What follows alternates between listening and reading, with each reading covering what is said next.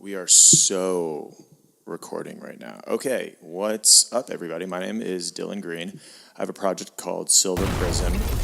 It's rock. I don't know. How do people describe genres anymore? Tell me how you would describe this song, please. I really liked a lot of, Green Day and Sum 41 and Alkaline Trio and Jimmy Eat World when I was in my formative years of my brain still having some amount of neuroplasticity. So I feel like that is now shining through in my later years of when I'm now writing music for whatever reason. But anyway, I'm going to listen through my new song Distractions and talk through a little bit about the production, the writing, the lyrics. This was a fun song. This is a fun song. When I first started writing it, it didn't feel like what I was typically writing or what I was trying to usually write.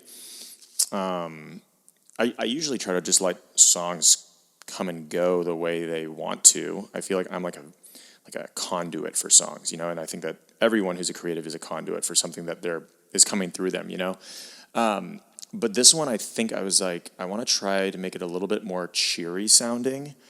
There's probably some amount of like the story so far influence in there. When I was writing this, I think they were maybe like putting out singles for their latest release or something like that. I've always loved the energy of the story so far. It's throughout all their albums, it changes, but it's always very much them. So anyway, there was something else I was going to say. It must have not been important because I don't remember. But anyway, this is what it was. The irony of this song is I think that out of all the music I've written for this project, Silver Prism, there's typically sort of this like darker feeling to it. This song is the contrary. It's a lot more positive sounding, but ironically has kind of a darker story or darker lyrics to it, more overtly dark. So anyway, enough of that. We're going to jam this track. Let's make sure this is working. And let me know what you think in the comments, and let's listen to Distractions.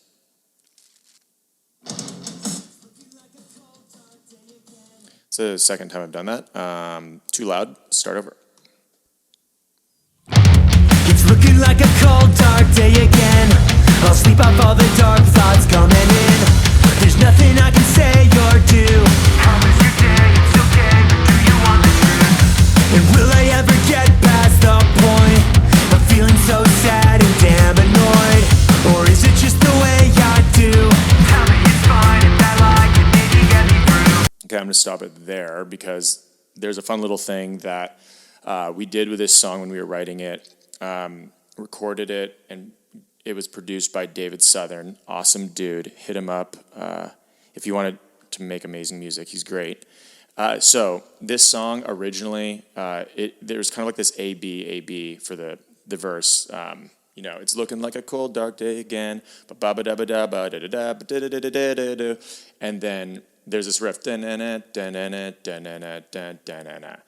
And when I originally wrote the song, I liked that riff, and I was like, maybe I'll just sort of emphasize the riff by following it with like a vocal do.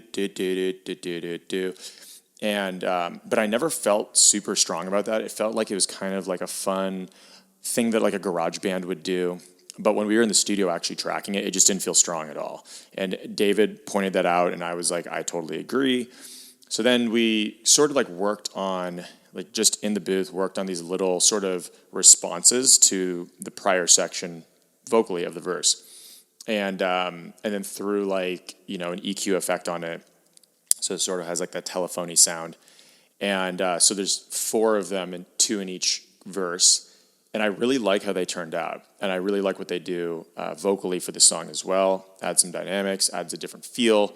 And definitely, I think, adds some more character. So let's keep listening. Just agree, it's not me. I'm not going out of my mind. It's gotta be the world this time. And I've got all these distractions all around me. They cover up my depression, so no one can see. Okay, that first part of the chorus, first of all, absolutely love how it came together when we were in the studio again. David, the badass Southern, adding layers and sparkle, especially the parts like this chorus. And it ended up taking on a whole new sort of level, I think. Originally, it was just like heavy chords, and now it kind of has this lightness to it. That's the second we got it to a good place. I was like, dude, this feels like the end of like the high school movie, and everyone is like, they're walking down the hall for the last time right before summer vacation, and everything is okay. So that's sonically, I think, where we got it, and I couldn't be more stoked about that. And then in terms of like lyrically, I think that this song can speak to a lot of us these days. It's about like the name is literally what it is, distractions. And for me, predominantly, it's just like social media and just like there's constant input waiting to be received. And so much of it is just nothing. But there's like some interesting stuff, right? So like when we engage with some amount of social media, it's like the little dopamine drip when you nab something in your feed that's like kind of fun and cool. But it's like, dude, how many times a day do I do that? And how much of that do I even remember? This much, or like 0.1. I don't know. It's not a lot. 0.0001, I mean. So at any rate, it's sort of just this thought of like, man, I've got all these distractions, and what is it? I've got all these distractions all around me. They cover up my depression. That's kind of like the darkness of the song. I think that I'm not necessarily speaking directly for myself here, just because like I don't think I'm like a clinically depressed person by any means, but I do think that like the behavior of, seeking out some sort of little brain dopamine drip guy from distractions is a way to cover up the things that we don't want to engage with, which are the harder thoughts that are spinning around up here. So anyways, that's the first part of the chorus. Let's hear the second. Shapes in the dark, I don't know what they are, but they're closing in around me, and I've got all these So that perfect segue. It's to cover up the depression that no one can see.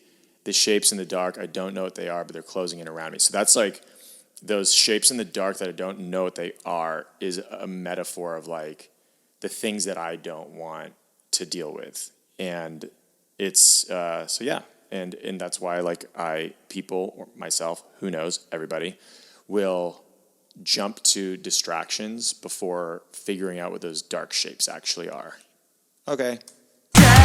distractions that I don't need. I'm talking to my shrink.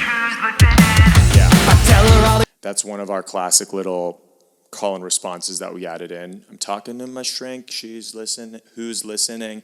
I've had a lot of like visions for music videos for this song, and I've always thought this whole like part about the shrink in the second chorus. I was like, dude, I wanna recreate the therapy scene from The Sopranos. I would love to do that.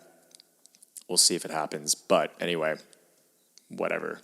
all the shit I'm dealing with, and not the things I really do, like dating again just to bend but never break the rules. Yeah, and again, just added a lot of fun little guitar parts, higher register riffs that just add some like, just fun. It moves this song along a little bit. And again, shout out to David for sitting with me on the couch for hours, just noodling and finding the sickest little bits. Here we go. And every day just feels like World War, but I'll be fighting from my bedroom floor. There's nothing I can really do. Does my 401k go away when the bombs go?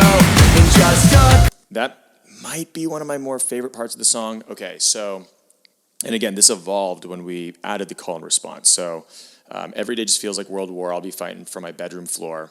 That is kind of like a little bit of a jab at, people being in distress, feeling bummed, going on social media, getting wrapped up in some stuff, and then just being on their phone like, here's what I think, here's what I think, here's what I think. And it's like, yeah, dude, the world's burning down, but you're really not doing it much.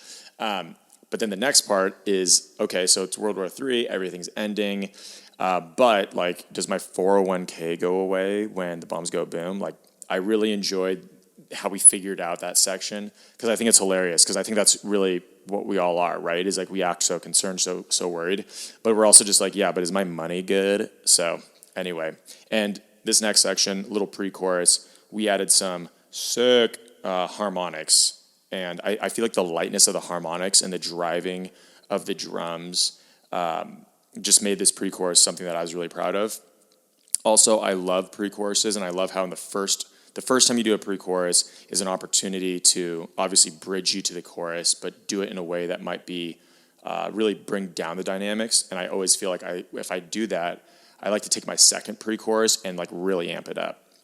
So that's what this part is. Let's do it. It's not me, you're not going out of my mind. It's gotta be the world this time. And quick little side there, I love like counterpoint vocal lines. So this one we have like the main vocal line, and then there's this like one in the background.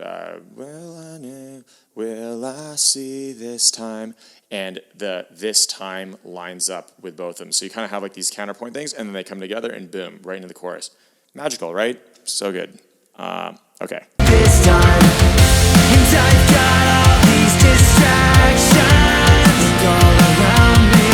They cover up my depression, so no one can see. And the shapes in the dark, I don't know what they are, but they're closing in around me.